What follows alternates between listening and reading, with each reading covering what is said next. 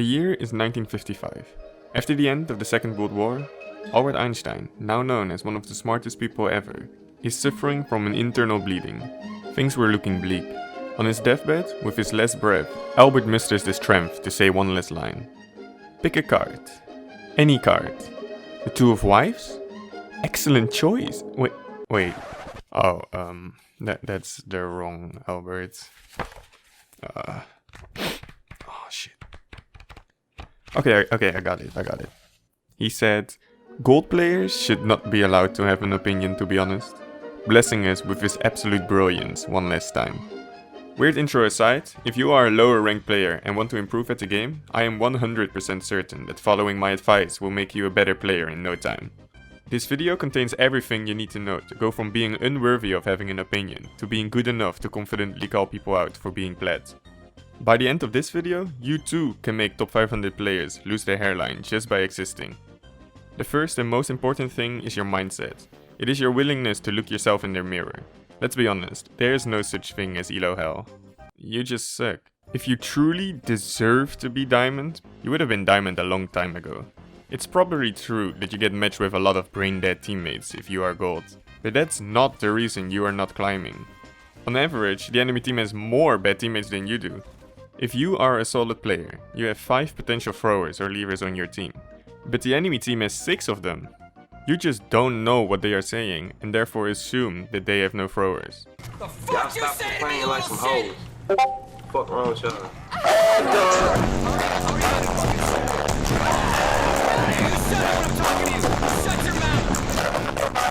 Every time you complain to your teammates about not playing meta heroes, take a second to press tab and look at what the enemy team is running.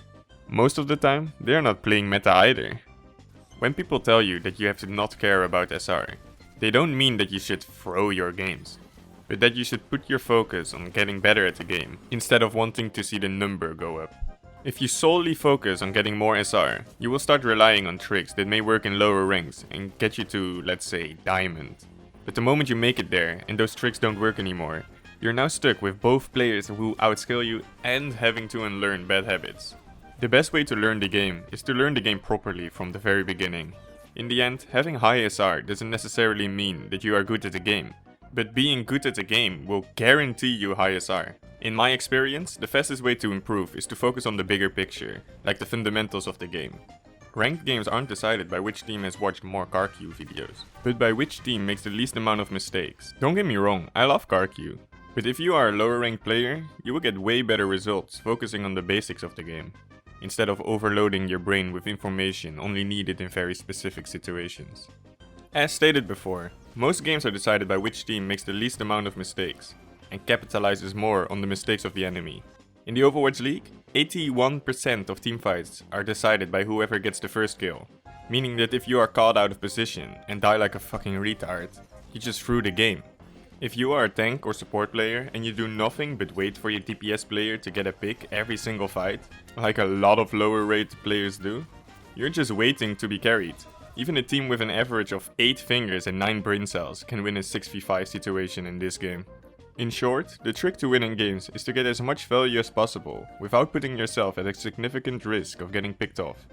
In most cases, making sure you are not caught out of position is the single most important thing, meaning that if you don't go on some weird flank, you will never lose a single game in your life ever again. Unfortunately, nothing in life is that easy. Not dying makes you lose less fights, but getting kills wins you fights. Sometimes putting yourself in a weird position puts you in a great spot to get picks. Just make sure that whatever you are attempting to do has some kind of escape plan, or that you are extremely confident that you will pop off and put your team at a significant advantage before your inevitable death. There are exceptions to this rule, of course. For example, if your team has less ults than the enemy, it is actually a good idea to go for some very high risk, high reward plays. With how important ultimates are to winning teamfights, it's not like you will win the fight otherwise anyway. Additionally, if you are down in numbers, it is also recommended to go for more riskier plays. Positioning really isn't very complicated. Tanks set up around the corner or in the choke, and the rest of the team stands behind the shield for the most part. If you want to get more value, you don't have to stand behind the shield. By positioning yourself somewhere less safe, you can in theory have more of an impact on the fight.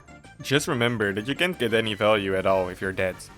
Deciding whether or not you can get away with taking a more active position heavily depends on the enemy team comp. For example, if the enemy team is running a sniper, you are better off playing behind the shield. Even a garbage widow can hit a shot if you give her enough chances. Alternatively, if the enemy isn't playing anything that can easily contest a high ground position, go ahead, I don't care. This is why I tend to play a little safer during the first team fight, at least until I know what the enemy is running. Avoiding the enemy team from snowballing is a lot more important than the 100 extra spam damage I could have gotten. Pressing tab really is an overpowered mechanic most people don't seem to abuse, and even if they do, they tend to focus on the wrong things. It's very important to consciously make a mental note of what the enemy is playing, and how that should affect your gameplay. For example, do you need to change your positioning? Do you need to save your abilities or ultimate to counter theirs? Or can you afford to use it more freely? I can't even count the amount of times a support player in one of my games used their ult to get barely any value whatsoever, even though the enemy has a Graph or Nanoblade coming up. Taking just a few seconds to think about this in the beginning of the game and every time they make a switch goes a very long way. Speaking of ults, making sure you get value out of yours is very important. If no one feeds in the beginning of the fight, more often than not, the fight is decided by whoever gets more value out of their ults. So much so that they had to nerf ultimate charge rates twice, just to make the game less ultimate dependent. Deciding whether or not you should press Q can be difficult. That's why I made this very detailed flowchart for you. As you can see, the first step is to recognize whether or not the fight is winnable or not. This can be tricky for some people, as it requires a decent understanding of the game. Don't worry though, these things will come over time as you play the game. You can fasten the process by asking yourself what if questions. After a fight, ask yourself, what if I use my ult here? And what would theoretically happen if I did? As a basic rule of thumb, a fight is always winnable if you are not down in numbers, or if your team is in a good position to even the numbers up. Even when you are down in numbers, the fight can still be winnable if you have an ultimate advantage or spawn advantage. If you just can't see your team winning the fight within the current circumstances, do not use your ult. Sometimes people yell winnable from the top of their lungs, even though the fight is already over. If your team already has a 2-man advantage, 99% of the time, the fight is already over and using your ult would have been better off being safe for the next fight. In some situations, it can be hard to tell whether or not the outcome of the fight is already decided. In those cases, it really isn't the end of the world to use your ult. Better safe than sorry after all. Remember that getting decent value out of your ult multiple times a game is way better than only using your ult when you are certain to get a 6k. Nobody actually fucking cares about your play of the game. Except for Reddit apparently. What the fuck? In order to know if you're at an ultimate advantage or disadvantage, you need to be able to track ultimates. Some people seem to think that you need to be some kind of mathematical genius in order to track ultimates properly, but that's bullshit. Just make a mental note every time the enemy uses an ult. If someone used their ult, they don't have it the next fight. If they haven't used their ult in the last 1 or 2 fights, they probably do have it. It's not rocket science. And if you're not sure, you can always just ask your team. Communication is actually not as important as you may think. It is very common to play an entire ranked game of top 500 EU without a single person saying anything. At all. Seriously. For me, I found that I play the best when I focus solely on performing well and keep my communication to a bare minimum. Only opening my mouth when it is of extreme importance. If you don't flood the comms with unnecessary information, your team can focus on what is actually important. Clicking aheads. If you ever feel like complaining to someone on the team, make sure you don't sound too toxic or they will leave voice or throw the game. More often than not, I found that being extremely passive aggressive usually gets the job done.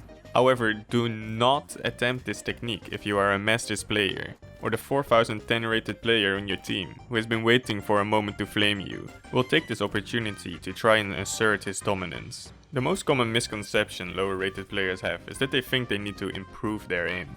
Overwatch isn't a very aim dependent game in the first place. There are a lot of high rated players who don't have good aim.